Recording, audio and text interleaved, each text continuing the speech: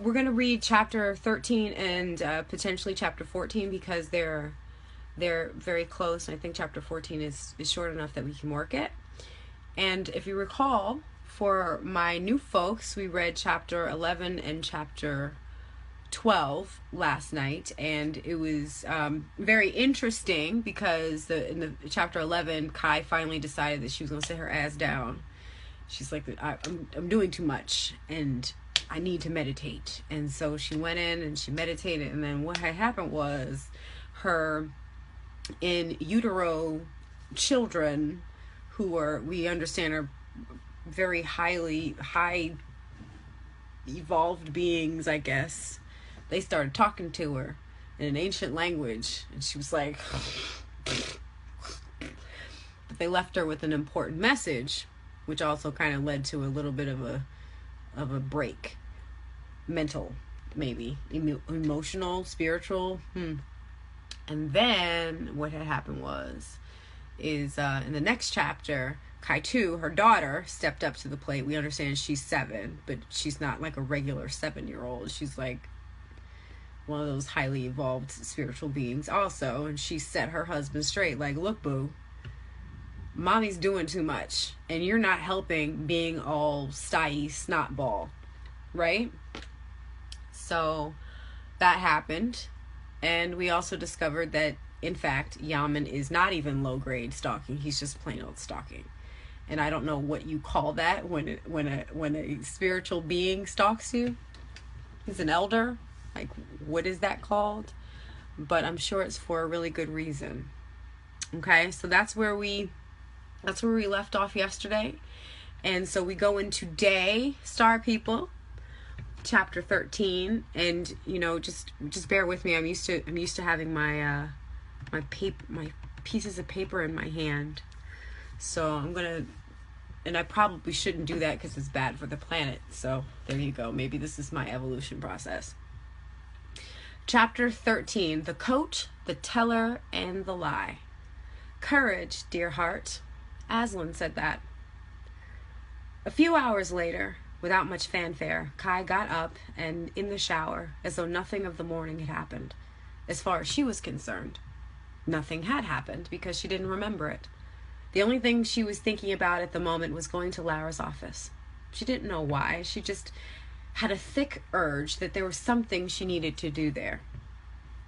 She walked over to her old dresser to find something to wear.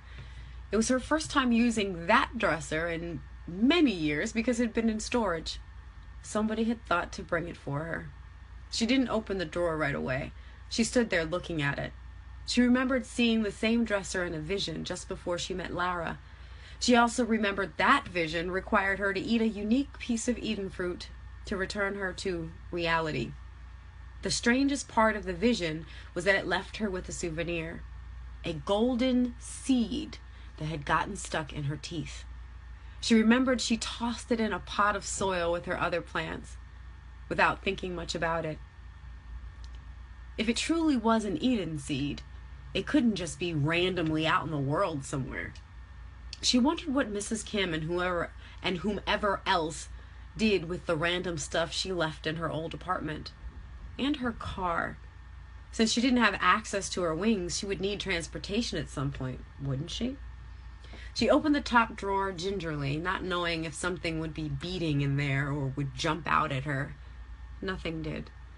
It was a drawer full of underwear, as it had been originally. Somebody had thought of everything. She pulled out a pair of cotton panties first, and then was rooting around in the drawer for a matching tank top. Her hand got caught on a stiff piece of paper, or something, that didn't belong exactly where her hand caught it. It was attached to the bottom of the drawer, and the bottom of the drawer was stuck to the palm of her hand. She tried for several moments to pull her hand out, but it wouldn't budge. Her right hand was stuck, the same hand that was adorned with the elder's tattoo.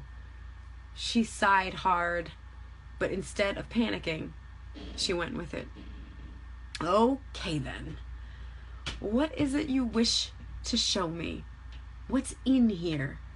She said aloud. Under the Under the unusual circumstances, she was expecting an out loud answer. She was half expecting the drawer to start speaking or for a voice to come through the walls. None of that happened, which turned out to be rather annoying. Instead of getting frustrated, which she really, really wanted to do, she switched up her approach. She remembered her encounter with the mirror in Tuesday.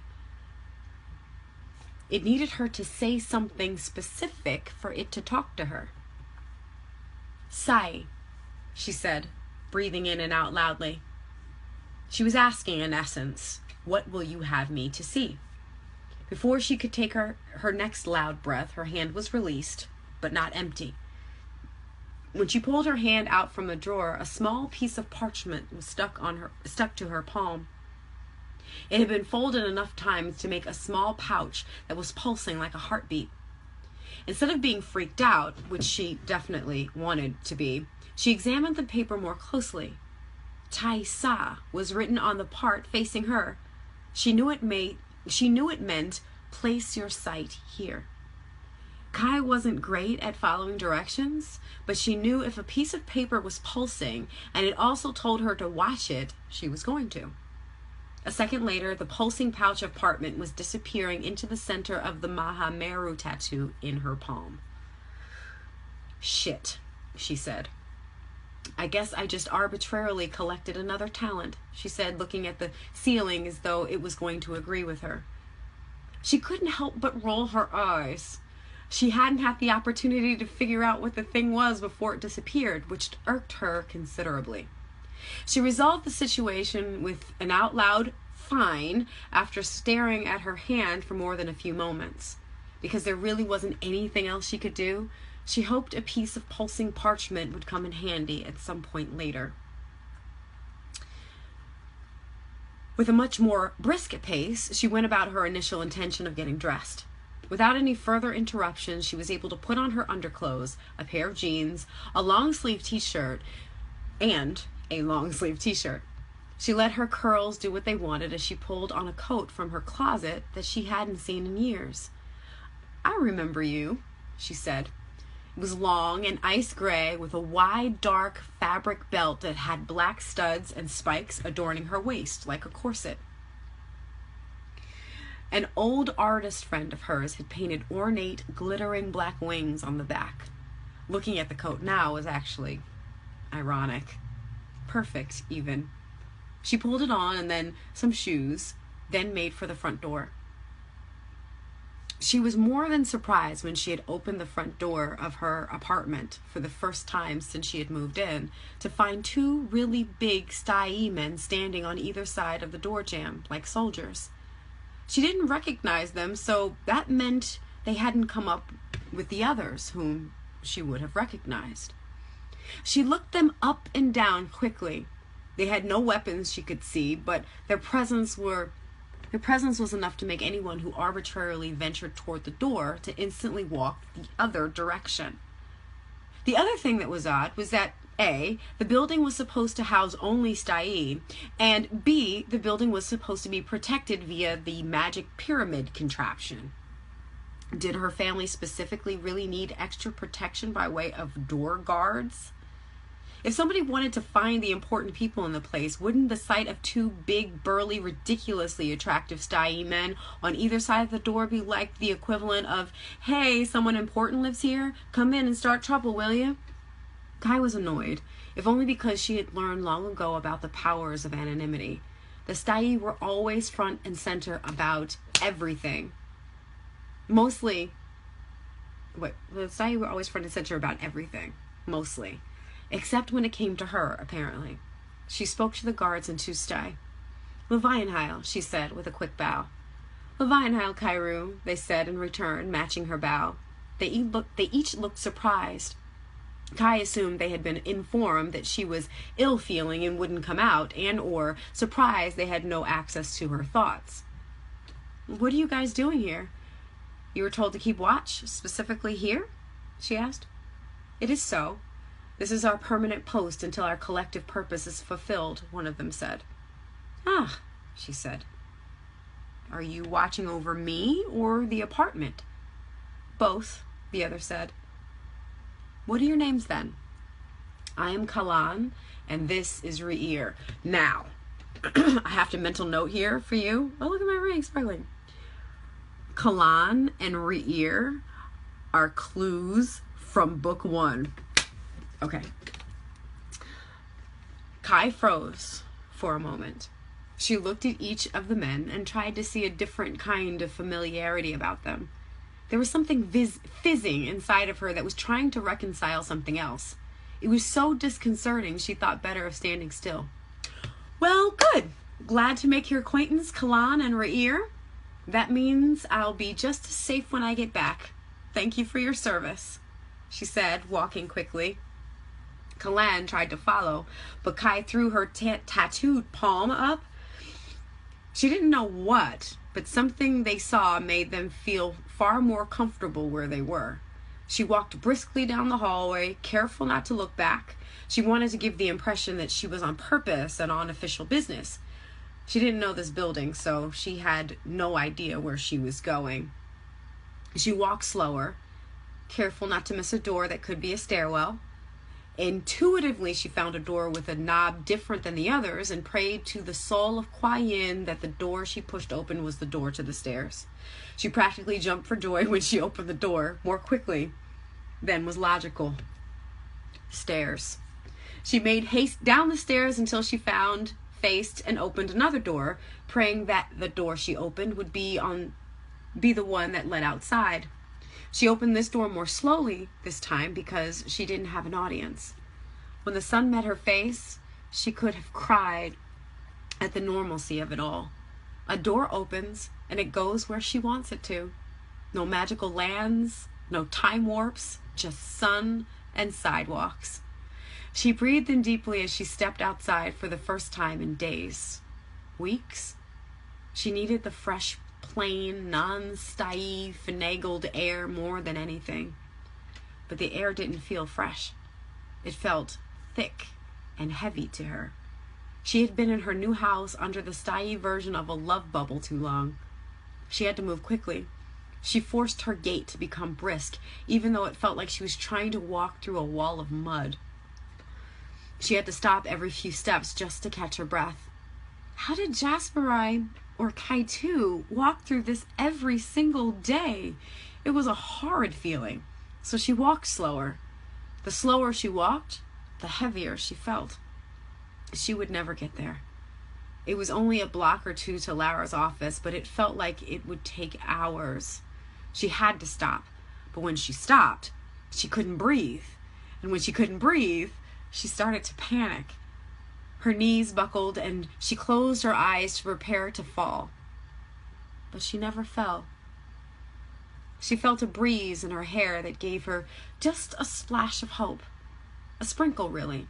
When she opened her eyes, she was standing squarely in front of Lara's office building. She knew it by its old worldness, smack in the center of the slick city building sandwiching it. The doors had elaborate details that could be found nowhere else.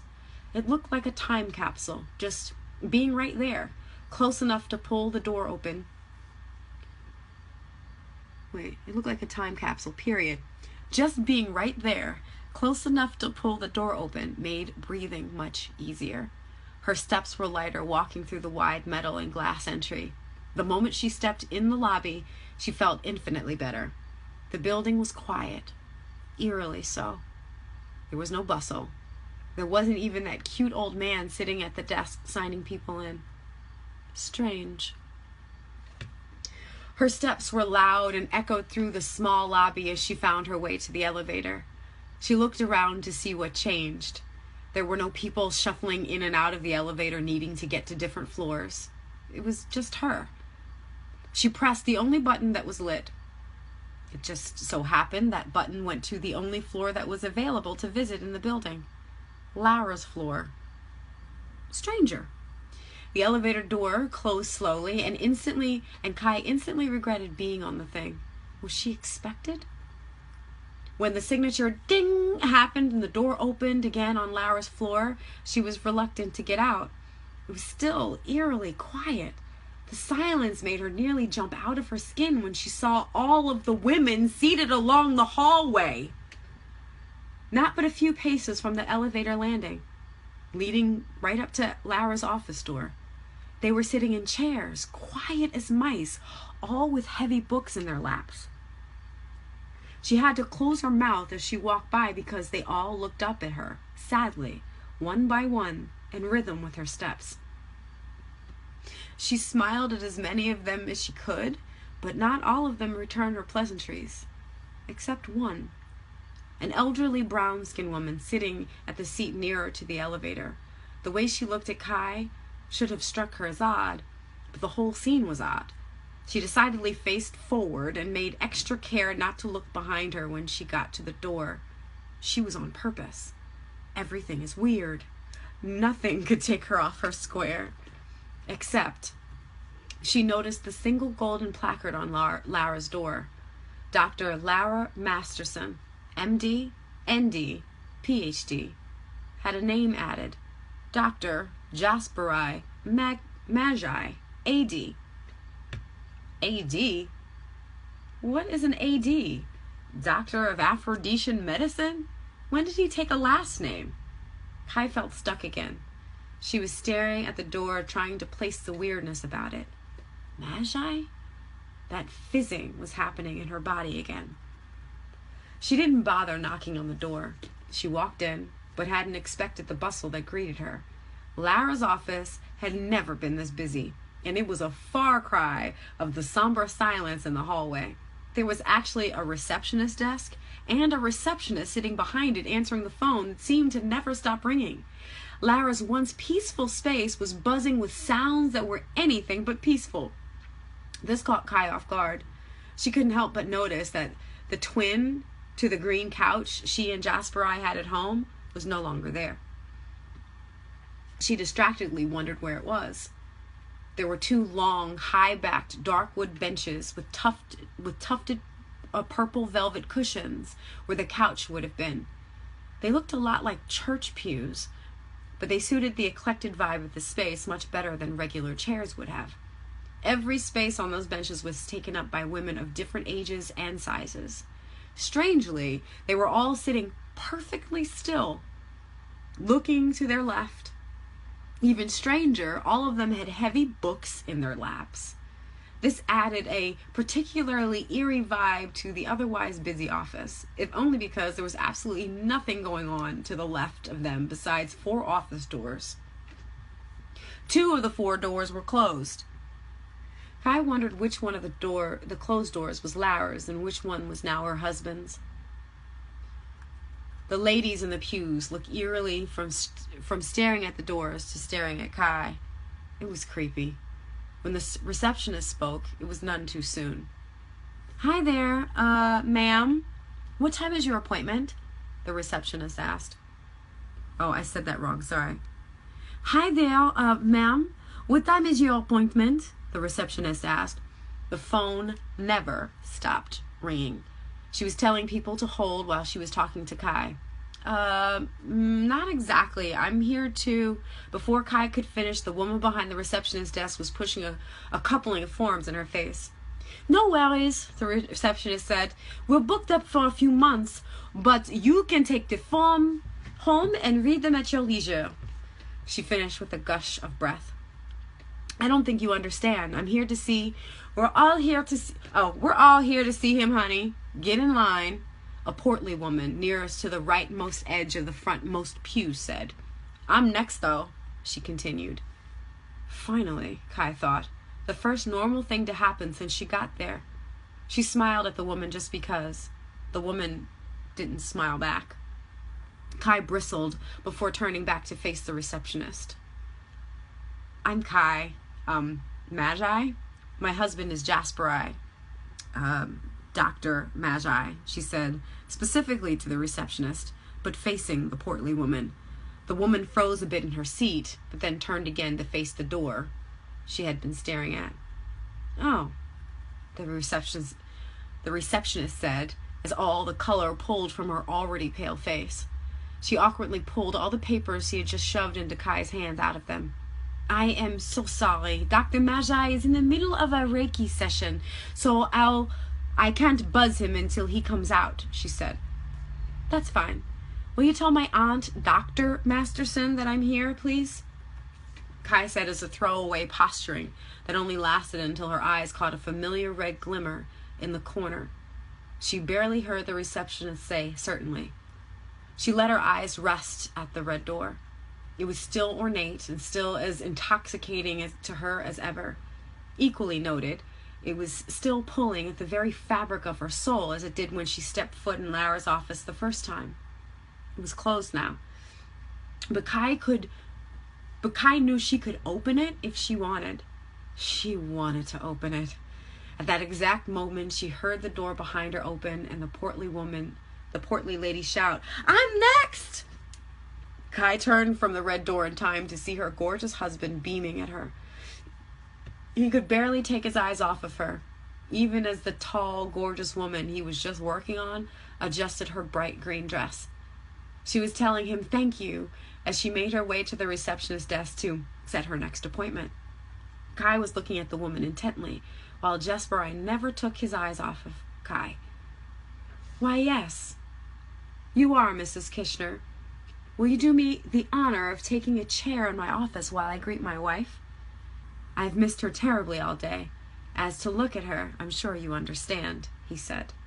Mrs. Kishner and every other woman in the room all turned to look at Kai again in a blank sort of way, except for the woman in green. She was beaming. "Yes, she's lovely," Mrs. Kishner said curtly. Oh, I said that wrong. "Yes, she's lovely," Mrs. Kishner said curtly and with a bit of an eye roll. "I'll just wait right here then." It was then that Kai began to figure out that the weird energy she felt when she walked through the hall, and doubly so in the office, was not weird per se, as it was a feeling of coagulated desperation. Each of the women she encountered, maybe save for the receptionist, worried for their lives. She looked at all the women in the pews and began to see the unsettling sights of their weak, dull-colored auras. Some of them had dark blotches taking over the colored parts. Some had rips and tears in specific areas. One lady appeared to have no aura at all, or it was so close to her body it looked like she didn't have one. It reminded Kai of the soil on the roof she had to fix to make the pyramid garden work. As she looked around the room, her eyes found and then stayed on the pretty woman who had just come out with Jasper. It was then she realized the woman wasn't wearing green at all.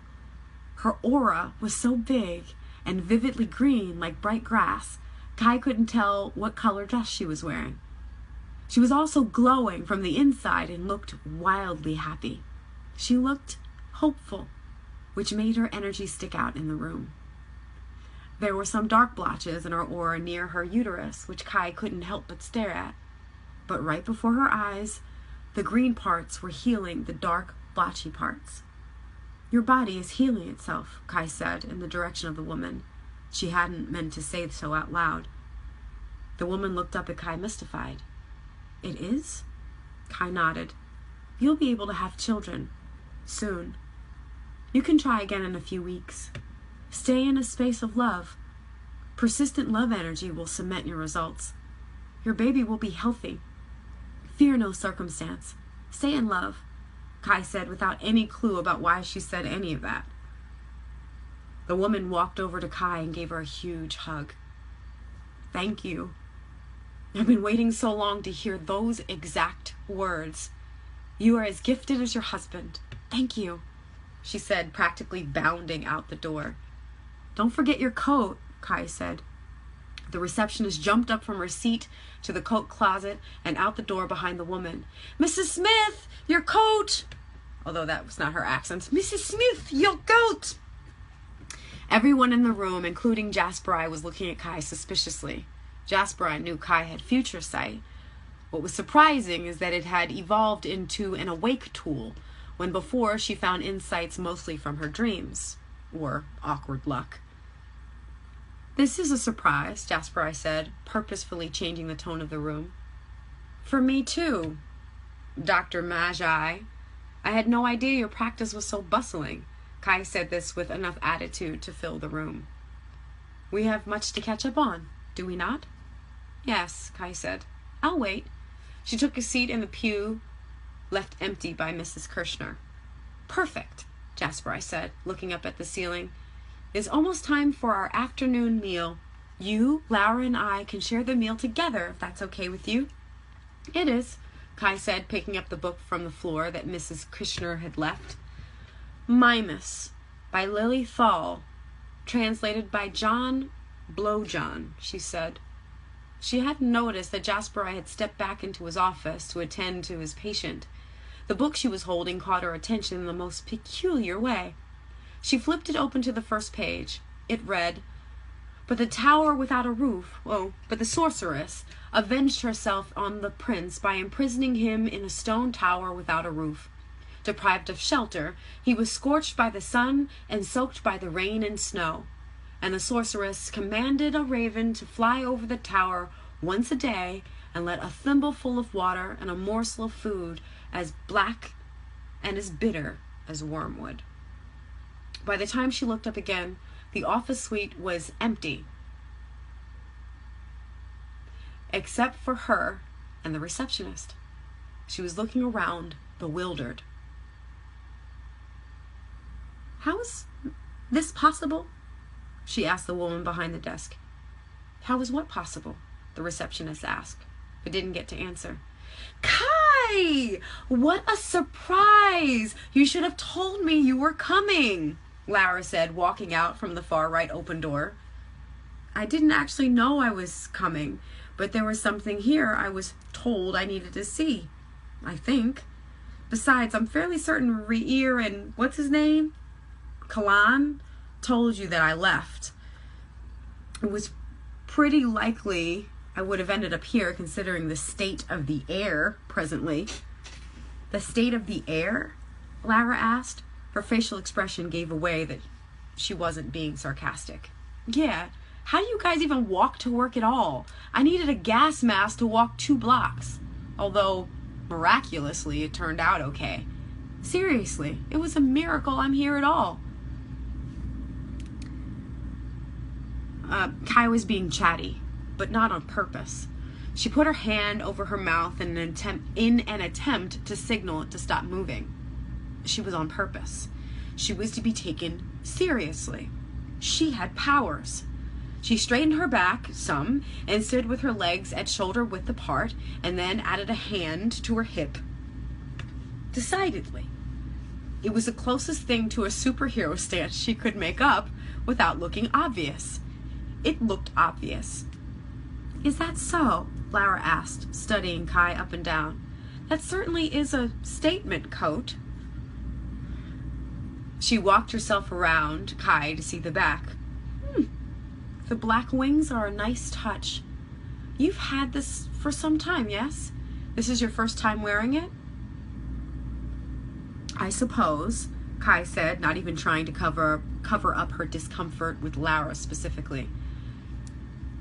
Is there somewhere we can go to talk besides here? Kai asked briskly. No offense. Lara smiled. It turns out Jasper and I have reservations at Le Jardin de la Vie. You'll love it. I'm also interested in learning more about the air you experienced on your way here. What's that supposed to mean? Kai asked. It means we have much to discuss at lunch. Shall we go? Don't we have to wait for Jasper? We can meet him there. He knows where it is. My tireless Genevieve. What time is our next round of appointments again? Lara asked, looking like she already knew the answer. 3 o'clock, Genevieve said. Perfect. We have time to thoroughly enjoy our lunch. Kai, I swear you'll love it. Genevieve, please meet my niece Kai, Lara said. Genevieve looked scared when she reached her hand out to shake Kai's. Nice to meet you, she said. Kai was just now picking up that Genevieve had an accent. French, she thought. It's nice to meet you also, Kai said awkwardly, trying to meet the young woman's eyes, which stayed at the floor. Oh, Genevieve, what are you so nervous about? Kai doesn't bite. You truly should not read the tabloids. They're bad for your brain cells, Lara said, laughing, with her eyes stayed on Kai. What do you mean by that? Kai asked. Oh, it's nothing for you to worry about. You don't get out much, so I can't imagine how any of this has happened. It seems that some anonymous soul wrote a blog post, of all things, that seems to be taking over people's lives. Strange, right? And then some weirdo found an old picture of you to put next to it. How they could dare to put such things together beats me. Since nobody has come forward to correct them, they seem to be just running with it. You're practically famous. Curious, isn't it? I told you. The coat adds a nice touch, Lara said. Kai couldn't tell which parts were jest and which parts were jabs, so she didn't bother to respond, although her face did look sheepish. Don't listen to Lara. Don't listen to Lara.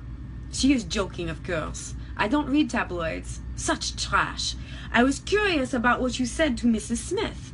I was actually wondering if you saw anything in me. Genevieve asked. Her accent was much thicker than it was earlier. She also looked like she needed to hear something specific from Kai specifically. I think you misunderstand. You don't have to explain, Kai. Just try it, Lara said. Kai rolled her eyes at Lara and then looked at Genevieve. Saved by the husband. At the exact moment Kai was going to pretend to read an aura on Genevieve she didn't actually see, Jasperai was showing a patient out. Kai remembered her from the hallway, the lady that gave her that weird smile. Genevieve will schedule your next visit, he said, for his own benefit, because the lady wasn't looking at him. She was looking at Kai. Jasperai noticed.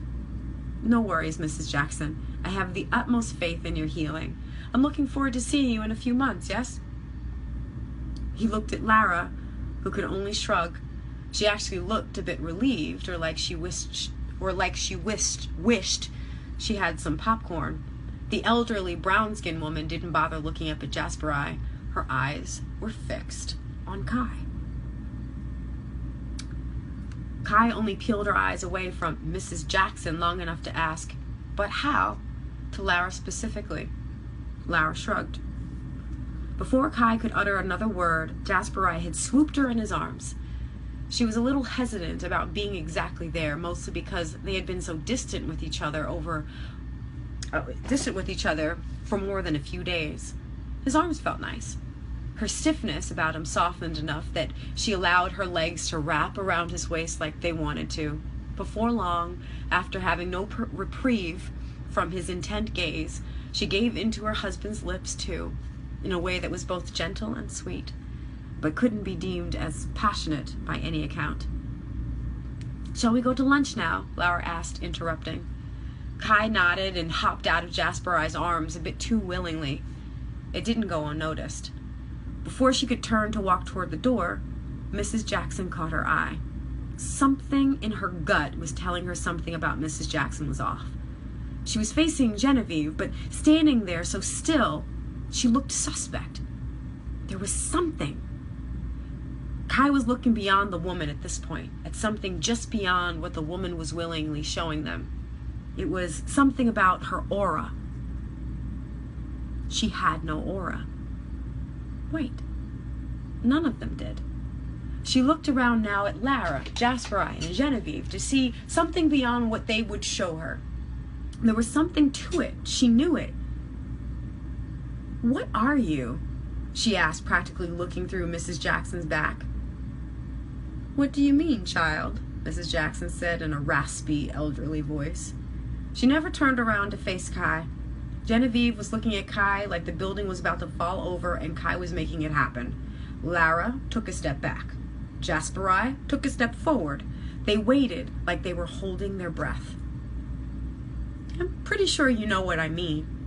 I could see everyone's aura that was in this office except yours and Genevieve. But I have a theory about her. So that means yours is the only one unaccounted for in this room. My guess is that you're not human. But you're not a threat to our cause because neither my husband nor my aunt are fools. So you're not an enemy, but you're not an ally either. You came here for something. I'm positive it wasn't to get Sashai unless whatever you are needs an energy healing also. or you're in hiding. Whatever the case, the face you're showing now is not your true face, which means you can change faces. Thus, the question, what are you? And not who. The woman turned squarely to face Kai. Her startled look shifted into a look of concern. Kai took her in quickly to assess what might happen next. She knew she wasn't exactly tall by Stye standards, but Mrs. Jackson was much shorter than she and considerably stockier. She looked like she had compressed herself somehow, which is an odd thing to think at the moment. Meanwhile, the woman's skin started to ripple and shift itself like puzzle pieces were being moved around along her face and hands. Kai stepped back. The length of Mrs. Jackson's body fell to the floor like an elegant brown waterfall. Her features, all of them, went with her in a silent splat. Slowly, the brown puddle rose up into a tall, lithe, gorgeous being with glittering brown skin, like it was made of chocolate diamonds, topped with a glorious mane of fire-red hair that looked as if flames were flickering from her scalp. She was wearing long, iridescent black robes that were moving even as she stood still. Kai spent a good deal of time looking at the woman's robes because she thought she could see events in them, people, places, and things being born, living, and destroyed. It was like her robes were made from movie screens that didn't need a projector. She had never seen anything like it before. It took her several moments to notice how tall,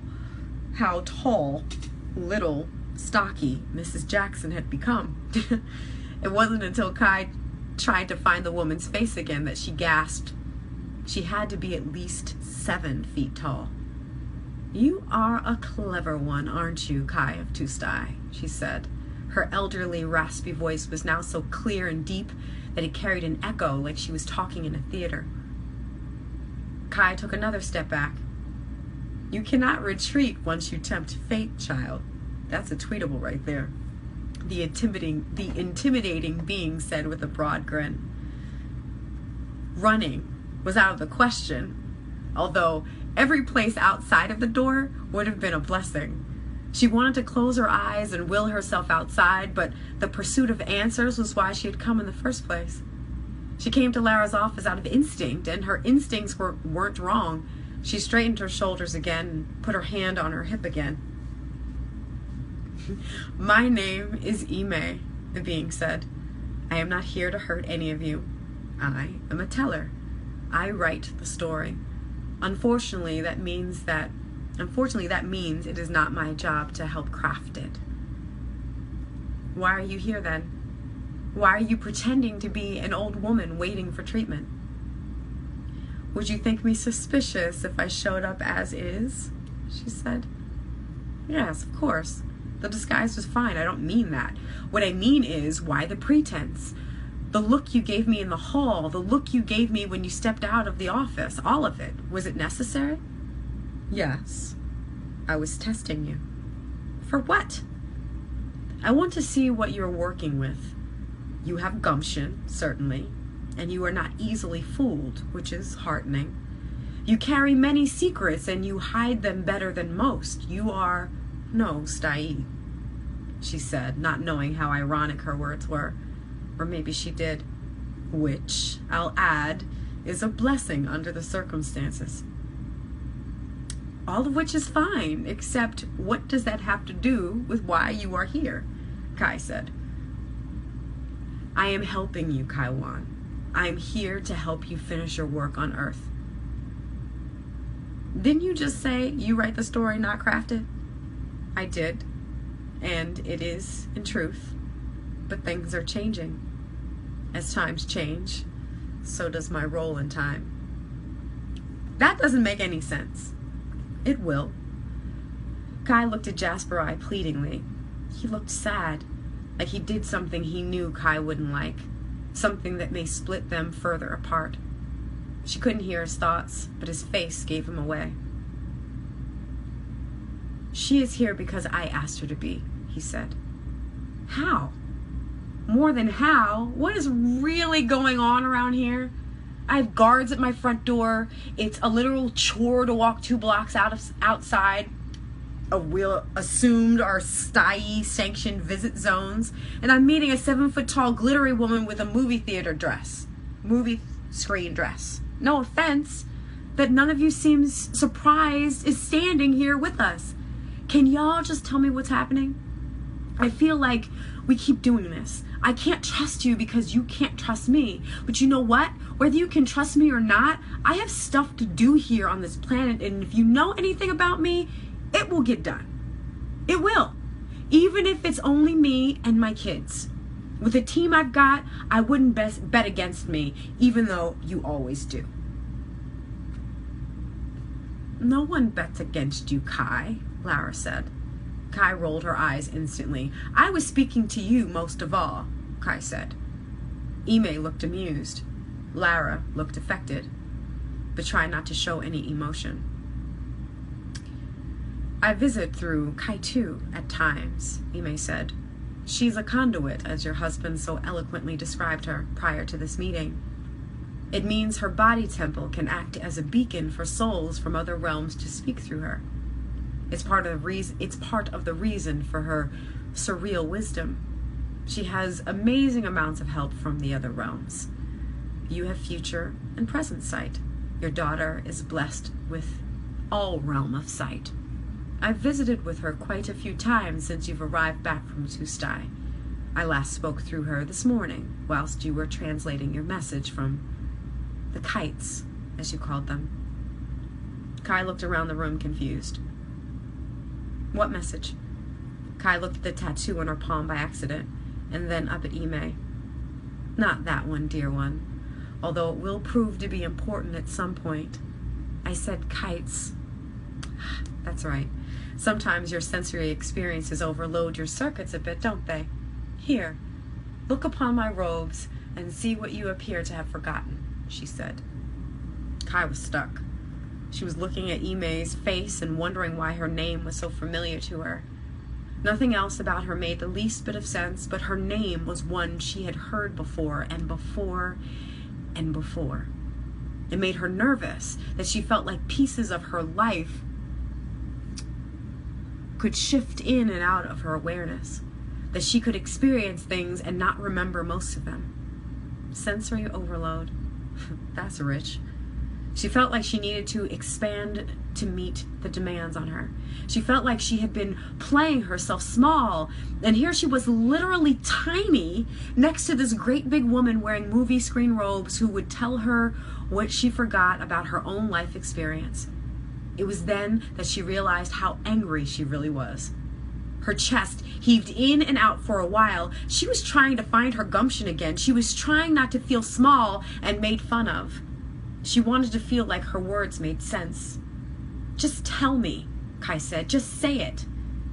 Ime smiled. I could, but that would take all the fun out of it, wouldn't it?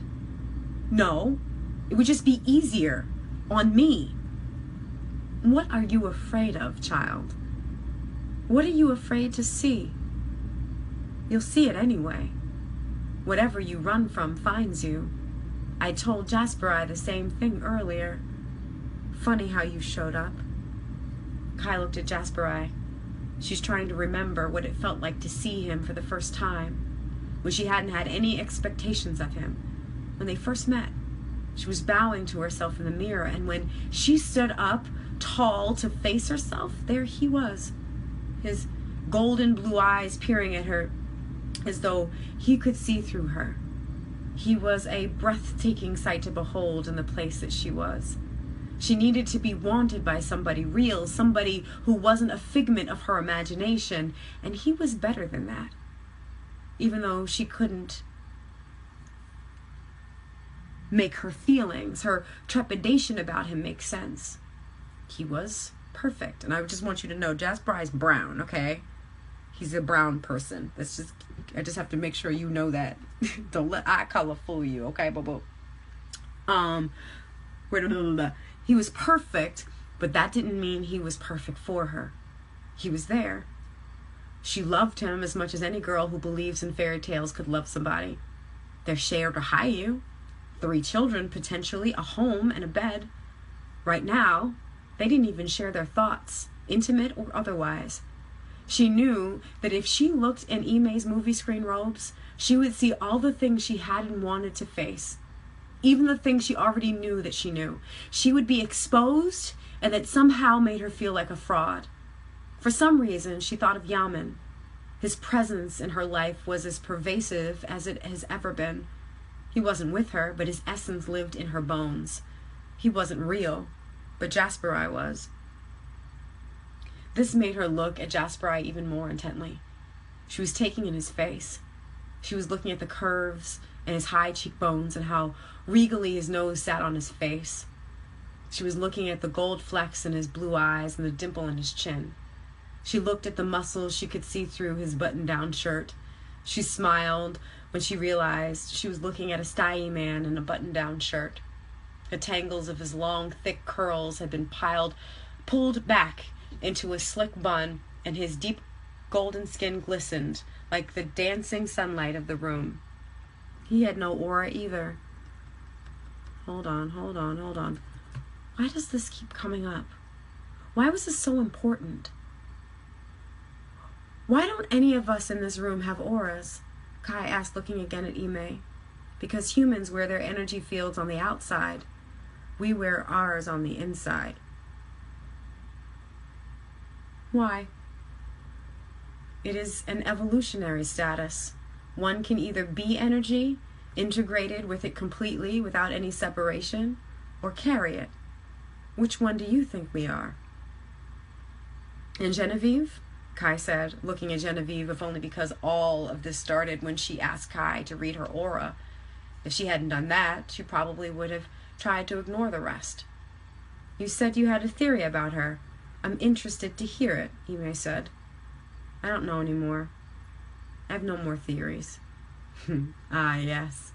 You can fight. You can question. You can do this for as long as you like.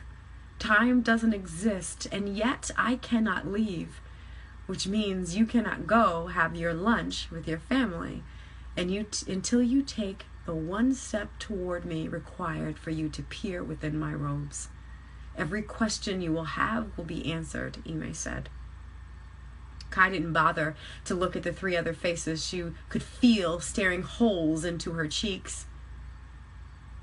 If she was alone, this would have been easier. But since it wasn't easy, since it was actually painful to her very existence at the moment, she thought about the door again, running through it, running away. None of it mattered. She had nowhere to go. She took a deep breath, and without thinking, a step. Her eyes were closed, and she took a long time to open them. When she did finally open her eyes, she wasn't in Laura's office. She was in a restaurant with Laura and Jasperai, holding a glass tablet in her shaking hands, listening arbitrarily to the clanking of flatware and plates. How do you like it? Is it not wonderful? Do you think such a place could ever exist? Jasperai asked, causing Kai to jolt and drop the slab of glass she was holding. What? Kai asked, looking around, but not actually seeing anything she could process at the moment. Everything felt dark in her eyes. Where are we?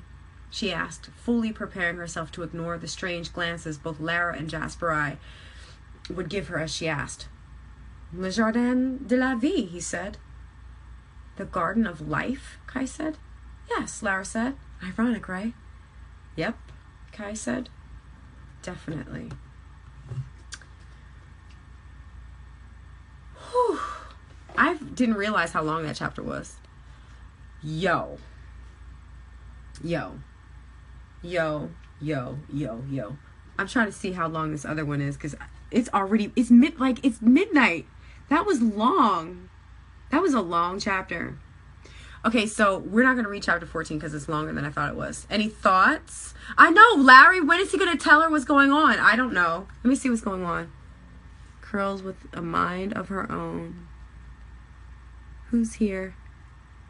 Epic? Is that Epic? Okay, so I had notes, but I forgot them. I shouldn't be writing this stuff down. Okay, so what are your thoughts? What do you think is happening? Because Ime is a lot. And remember, Ime channeled through Kai Chu, and she kind of recapped for Kai because she knew Kai didn't remember. So Ime is a teller. So Ime is a multi-dimensional being. We're going to go under that assumption. How is it that Ime was there? And how is it that Kai and Jasper and Lara, Kai took the step forward, but Kai, Jasper, and Lara ended up in the restaurant where they had decided they were going to go? What's going on here? Right? What is that thing that Kai picked up from her dresser? What is that thing? And you notice that Ime knew that happened. So there was something. And I do want you to know, that unless I'm specific about it, every person in this story is a person of color. Now Genevieve is pale. So if I say pale, then you know. But every person in the story is a person of color. I just want you to know that. And the Stai, all of them, they evolve colored people. So you need to know that. But her dad, you're going to have to come up with your own assumption of what her dad is. That's where the depth comes from. So do you have any questions? And Larry is funny. Like Larry, he does, like, the notes that I get when he watches during the day is like he's like live tweeting. So thank you. I at this point, I didn't get a chance to read over this chapter earlier today. So it's been a while since I've seen this, so I forgot this part. But you understand now that they're setups. Do you have any questions? What's going on? Questions? Anyone?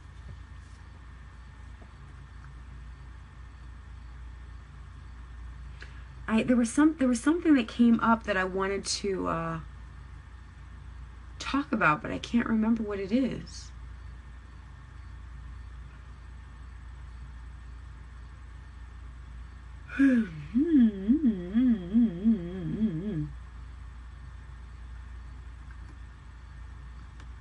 Anyone? Nothing?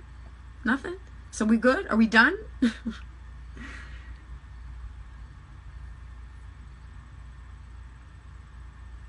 So the aura thing, I think there's something in here that I know is important. I can't remember. And see, if I had my paper, I would have had notes. Is he afraid?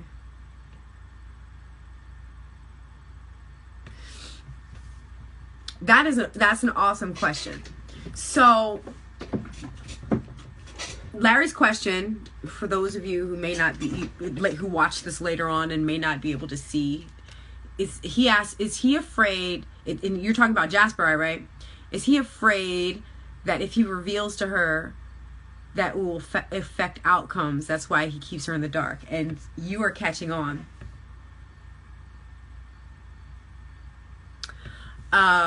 So in book 2, we learn that the Stai they're very intentional people. They evolve that way.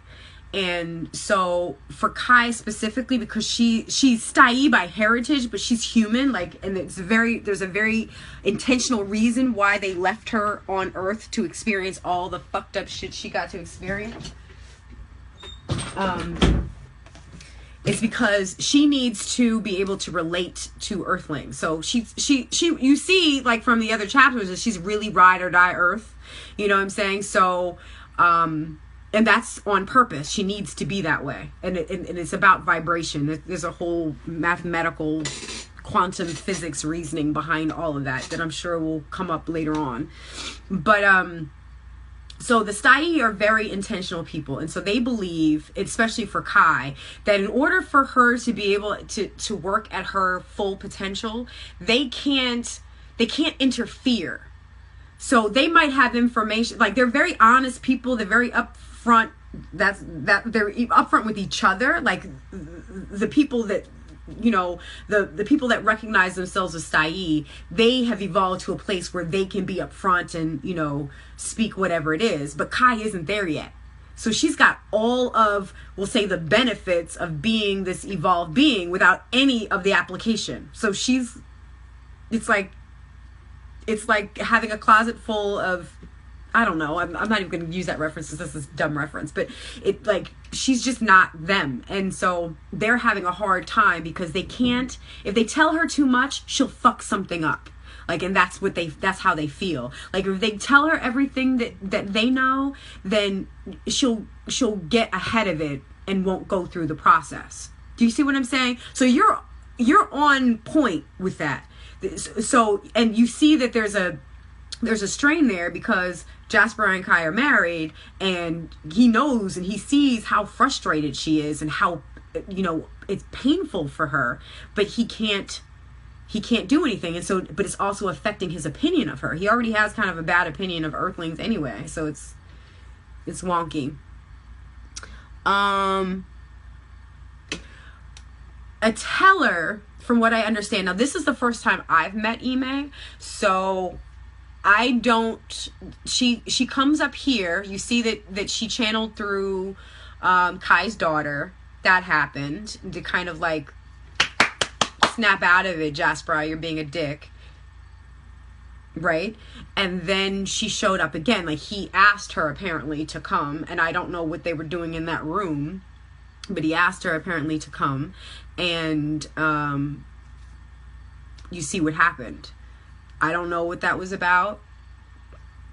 It's about something, but I have a feeling that her showing up, because she's an interdimensional being,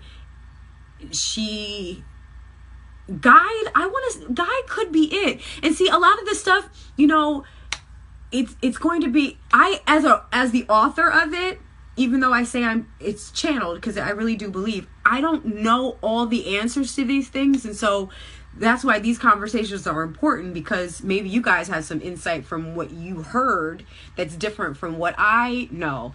Ime is something. She's a portal to something.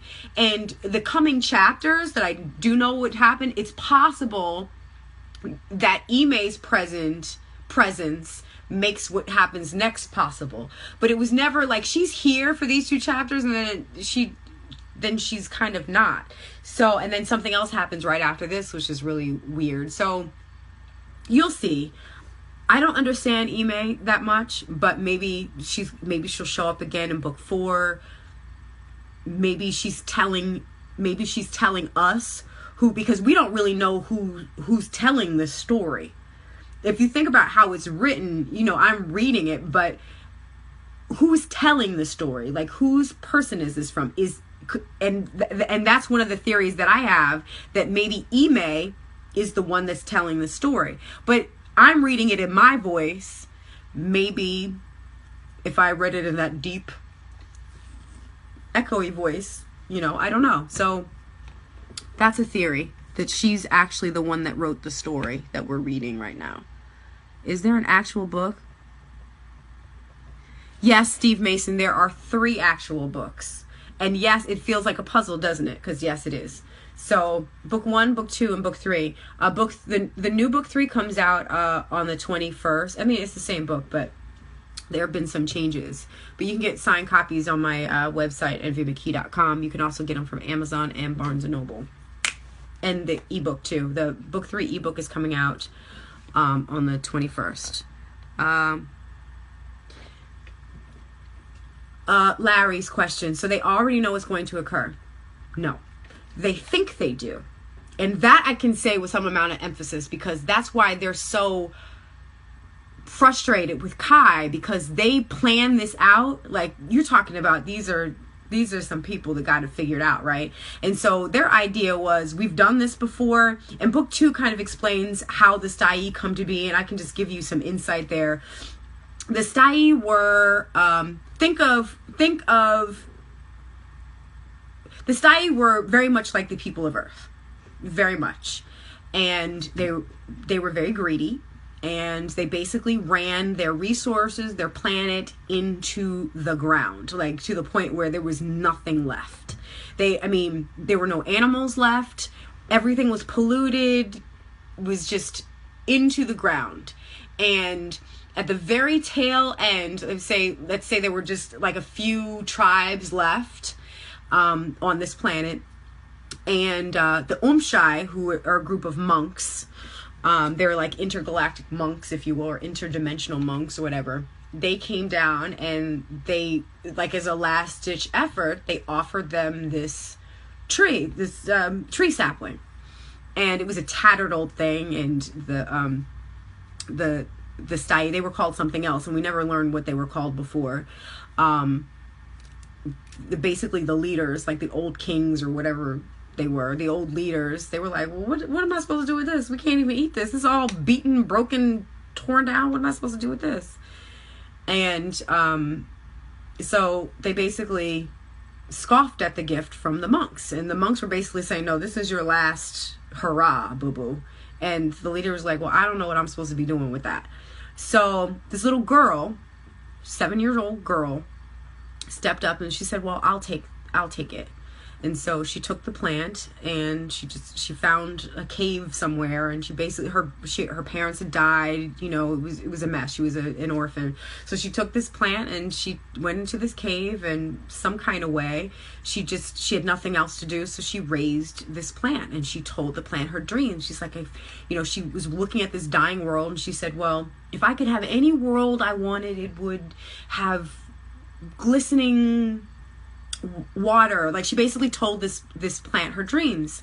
And you talk about speak dreams into existence. Well, she literally did that. So what happened was the Stai literally became what this little girl fantasized, what she spoke to this tree. Because what the people didn't know, what those old kings or whatever they were didn't know, was that tree, that sapling that the Umshai monks gave them, was a Magnanite tree, which is like this, think of the tree of life. That is like the embodiment of what we would consider the tree of life. It is a divine tree, and every dying world that has ever existed has gotten one and has been able to, flourish, because it's a tool, it's a technology of some sort. And that part of that is speculation, what I just said, and part of it is just, putting the clues together. But I feel like we're going to learn more in later chapters. But we do know that this is the tree that Kai has and Kai 2 have to take care of. It's the last Magnanite tree of the last of the dying world. So this is a piece to a bigger puzzle. So I say all of that because you were asking me. Okay, so I say all of that is because the Stai, they have a very personal, remember, they came from a dying world. And, of course it wasn't in, Jasperai's or Lara's lifetime. It was many ago. But they have that as a reference. We've done this before, Earthlings, so we know what to do, and we're going to show you how it's done. And what Kai 2 so eloquently presented last night was, y'all did it y'all way. That little girl didn't know what she was doing, and there was no one there to correct her. So that's what you got. And you guys bought it hook, line, and sinker. You could have done something different if y'all ancestors weren't assholes, but you got it. And so you got to let the people of Earth decide what they're going to do, how they're going to form, their new world with this tree, how they're going to speak their own dreams into existence. So to answer your question, Larry, yes, they know what they want to occur. That's what they're coming here with, their insight. But that's where the conflict is, because the tree is not even going to take anything that already exists, because we understand that there are no do-overs. There are no mimics. Each world has to be its own thing. So that's where the conflict is coming. The Stai, perfect, they've already done it, they're evolved, blah blah blah. But that's not how this is going to work. And so you have the conflict between Kai, who already gets that instinctively, and Jasperai and Lara, who want to go because they're in control. Like they have to go with what they know. Is she a demigod is who a demigod? Ime or Kai? Is who a demigod? Nobody in the story is a demigod. What you come to discover about this story is that it plays with, especially in book 1, it plays with the ideas of the stories that we've grown up with. So our ideas of God and the devil, our ideas about light and dark, good and evil, and all of those things. So, it really tests your beliefs about those things and how, I think I started asking questions, like within the story, I allowed myself to ask questions. Well, what would happen if, people view God this very specific way because this other thing happened? And, really followed that rabbit hole of what that would look like. Well, what would happen if, there were these missionaries that came down, and every mission somebody has to be the lead, and it just so happened on Earth the lead missionary for this one was Kai's mom. And Quyen is a very powerful woman, and she's good and kind and compassionate, and she just has a very big thing. But what would happen if her husband, who was very, rule abiding and what have you, was jealous of that, and then couple that with the anger gene that was on the planet, and he goes batshit crazy? What if his whole steez got twisted? And so everything that Quyen was developing on this planet by way of compassion, he did the exact opposite. Not even realizing that, he lost himself somewhere along the way. He was just, being spiteful. Because what happens when you go crazy? You don't have any concept of reality. And so what if the whole concept of God and the devil came from, otherworldly beings that came down to help, and then just something got crazy, and we look at things as God? Well, this is God, and we look and this is the devil. And meanwhile, it's really just people, that we looked up upon, that it got out of, got out of control a little bit. And so from those questions, that things like the Eden was in book 1, I took a lot of concepts of things that, that are very visible to us, and how we view them as these things that really happened. And well, what happens if you turn it on the ear? What if the Eden is kind of an interdimensional place? It's like a training ground for something. You know what I'm saying? Like, so you have to really read the book to really understand where it's going. It was the setup. First chakra shit, and then book 2, it takes that concept and really just expands it into, okay, well, what does that look like in reality? Like, what does that look like in the space between dream and reality? And then book 3 is like, okay, well, what do you do with this?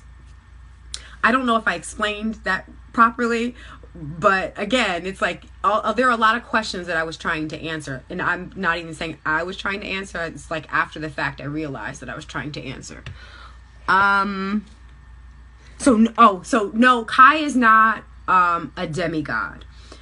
Kai is a missionary, and I'm very intentional about making sure that people understand that our concept of God is not the same as my concept of God. So, well, maybe I should even take my out of it. From a spiritual perspective, God is not a person. God is a presence. God is everything. Do you get what I mean? So I'm breathing right now, and that's God. If I sneeze, that's God. If I'm looking, the fact that I'm able to look at things, that's God. So God isn't a person. It's a it's everything. So all the cells that make up my body, that's God. So from that standpoint, it changes the dynamic, because we are conduits, all of us, each of us are conduits of God. So God gets to express itself because I exist. So God expresses itself through me. And my choosing to be intentional about that changes how I express myself. So if I'm saying to myself, I am the face of God when I walk the planet, I'm probably not going to be a jerk to somebody. If I don't have that understanding or recognize myself that way, that everywhere I go, somebody is looking at the face of God, I might, do some different things. And so there is no, to me, demigod is like that whole idea of somebody needing to be bigger than somebody else. That God, the devil thing, that's a separation hierarchy thing that human beings made up. That's like a fear that we're not going to live up to ourselves, so we have to make somebody to live up to. And I don't buy into that exactly at all, actually. So that's why the story becomes powerful, especially as it goes along, is because it really challenges our ideas of what we believe God is. And it puts the power back in us, realizing that none of us are special and that all of us are special.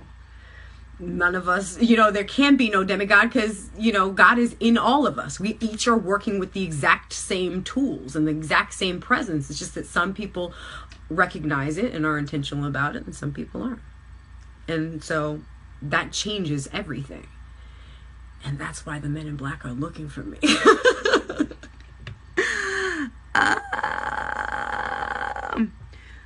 So do the babies inside her know her destiny? I don't know. I don't know them kids. Like, that is the first time them babies spoke. And I believe that is the last. I'm not sure. I don't want to give it away if they haven't, and I don't want to give it away if they have. So I don't know anything about them babies. We don't know. Kai 2 knows their names. Kai's 7-year-old daughter knows their names. I don't even know their names. So I'm just going by what the story tells me. But I don't know them babies. I don't know what they're supposed to do. I thought that they were going to come this book. It didn't happen. So I can tell you that. I don't know them babies. So I don't know what they know.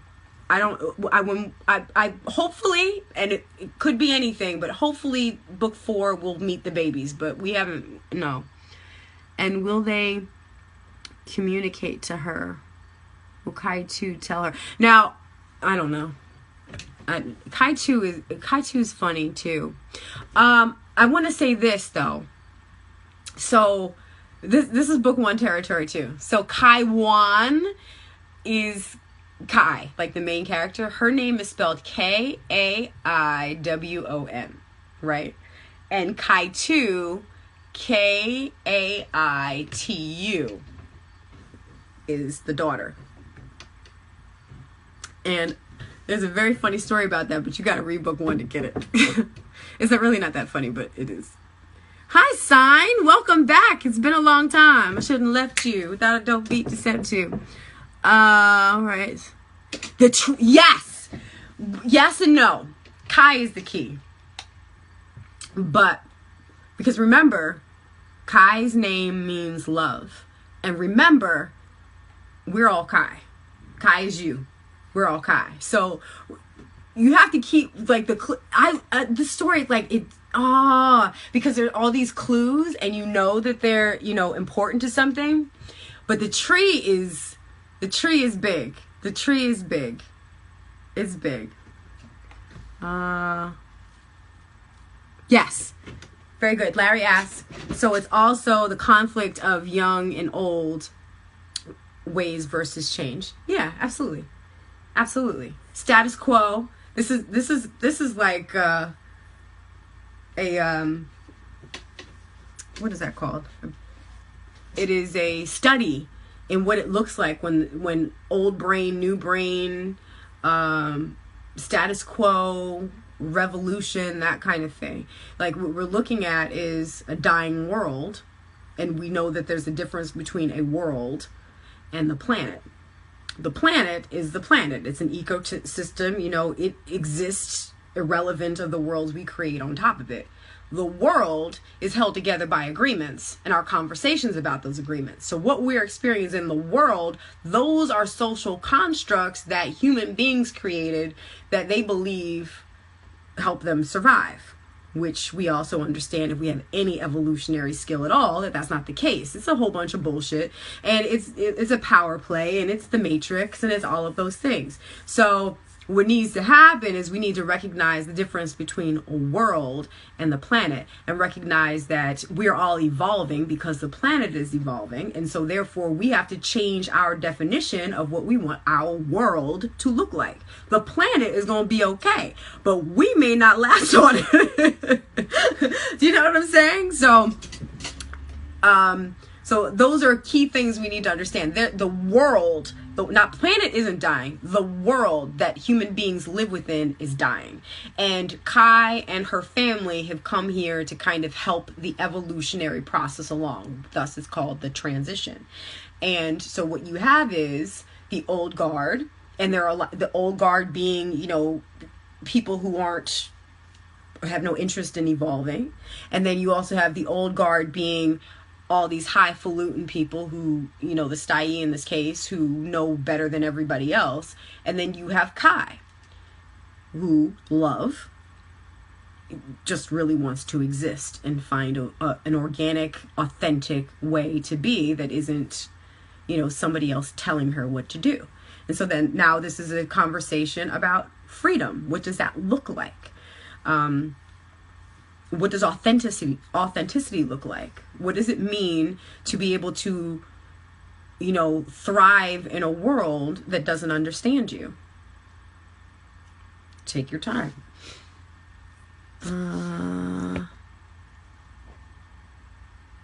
You're going to purchase and dive into my demented mind. Okay, well, I don't feel like I'm demented, but maybe. God is creation. Yes. I don't have a Christian view of God. I'm right there with you. I was asking more so about Kai. Yeah, okay, so, but I think I explained about Kai. But I don't want to give too much away because I want you to understand who Kai's mother is. And I want you to understand who Kai's father is. And I think what I might do for tomorrow, no, because that'll just ruin it. I don't want to ruin it. That'll ruin it. So we're just trust this process. Just trust this process. It'll make sense at some point. Kai is not a demigod, and what they call her the original mother of the new earth, but you have to understand what that means. So Kai's ancestor, that we found out in book 2, Kai's ancestor, that little 7-year-old girl that we're talking about, that is Kai's ancestor, and her name was Kai. You get what I'm saying? So it hasn't been explained if that's like Kai reincarnated or something like that. I don't think it gets too, I don't remember it getting that deep. It wasn't that explained, but we just said that's her ancestor. So literally she was born to do this. She was born to help usher in. From book 1, they were calling her Vessel. I always thought that was wonky. They were just being very formal, but that was intentional. It's vessel, birthing, here to usher in, something new. They're all, themes. So some of the stuff I just go with. And, from a writer, from a creative, from a just allowing perspective, like when I'm writing, I don't judge because I will never finish it. So I just let it come through, come out. And then that's why I have to take a long time so I can come back as an editor and, see what makes, I can't even say see what makes sense. I have to be non-judgmental, and I have to see how this relates to, like, does this fit the story? And a lot of times, really everything that comes out is exactly as it should be. And it's just redundant. So most of my editing is just cutting. For the most part, Spirit knows. Do you get what I mean? Like, this is definitely a spiritual story, and the way it's written is very spiritual. So I just let it do what it do. I don't always understand everything, and I just have to mention that. Sometimes I just say, okay. and I'll get it later. But it's through conversation, really, like having these kinds of discussions that I'll go, oh, I didn't think of that. Okay. So any other questions, guys? I think Facebook's gonna cut me off soon. This was a long chat this evening. Any more questions? Your questions were perfect. They were beautiful. OMG. I'm looking forward to tomorrow. So we don't have enough time to do chapter 14, but we'll do that tomorrow. And I think it's short enough that we can do 14 and 15, but it's the story, as you can see, the story is picking up, and it's going to continue to, because plot twist. So just let me know if you have any more questions really quick. Anyone? Okay, well, thank you guys so much again for this awesome conversation and this awesome read. And I'm looking forward to tomorrow. I'm really excited because your questions are really, really, really, really, really good. And again, 11:11 a.m. for meditation tomorrow. 11:11 p.m. tomorrow for chapter 14, Le Jardin de la Vie, and potentially chapter 15. Your questions are awesome, so keep going with that. If you want to get the physical books, books 1 and book 2 are on my website, nvmckee.com. They're also on the Stellar Trilogy Facebook page. They take you to the same place, my square. I would wait for book 3 because if you want signed copies, you can. I would wait for book 3 because of 21st. You can also go to Amazon and Barnes & Noble if you don't want signed copies or you want the digital versions. Okay? So I've done my commercials. I love you. I will see you guys tomorrow. Lovianhal Star People.